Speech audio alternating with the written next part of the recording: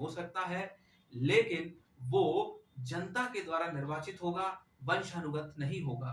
गणतंत्र का मतलब ये होता है हेड ऑफ द जो स्टेट होगा, वो जनता के द्वारा निर्वाचित होगा, वो वंशानुगत नहीं होगा।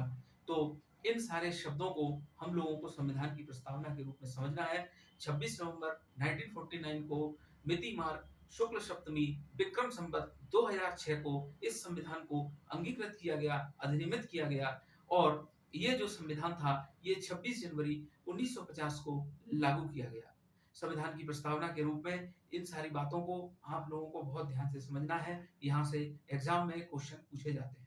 दूसरा, हम लोग संविधान को स्टार्ट करेंगे, जो है भारतीय संविधान के महत्वपूर्ण अनुच्छेदों में, तो आर्टिकल 1, आर्टिकल 2, आर्टिकल 3, आर्टिकल 4, उसके बाद मूल अधिकार, ये सारी चीजें।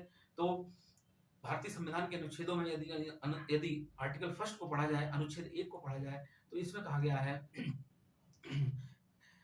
इंडिया, भारत राज्यों का संघ होगा। India is equal to union of state. यहाँ पर आपको एक बात समझनी है कि भारत के संविधान में कहीं पर भी फेडरेशन शब्द का इस्तेमाल नहीं किया गया है। भारत के संविधान में संघ का मतलब किया गया है और 3 शब्द हैं, इसका अर्थ आपको समझना है कि यूनियन अर्थात संघ, फेडरेशन, परिफेडरेशन, परिसंघ, ठीक है, कोफेडरेशन, ये शब्द हैं, इनको हम कभी डिटेल में समझेंगे। दूसरा, भारत के संविधान में भारत के 2 नाम हैं, इंडिया और दूसरा है भारत। यहाँ से जो क्वेश्चन पूछा जाता है, वो क्वेश्चन ये पूछा जाता है, क्या भारत के संविधान में भारत का इसके अलावा कोई तीसरा नाम या हिंदुस्तान नाम दे रखा है? तो आपको इसका आंसर नहीं लगाना है।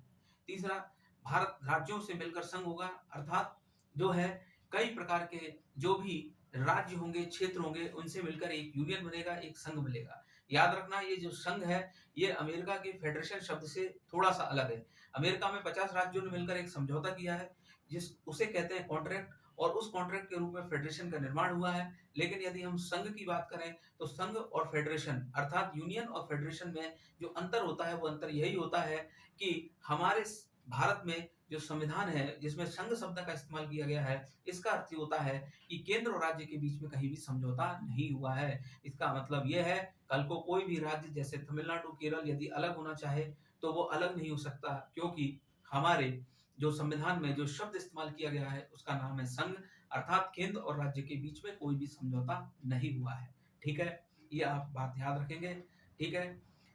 इसके बाद बहुत सारी बातें हैं। हम नेक्स्ट वीडियो में आर्टिकल 2, आर्टिकल 3, राज्य कैसे बनते हैं, राज्य का नाम, बहुत सारी चीजें, राज्य की सीमाओं का परिवर्तन, ये सब पढ़ेंगे। उसके बाद जो है नागरिकता, संविधान का भाग 2, उसके बाद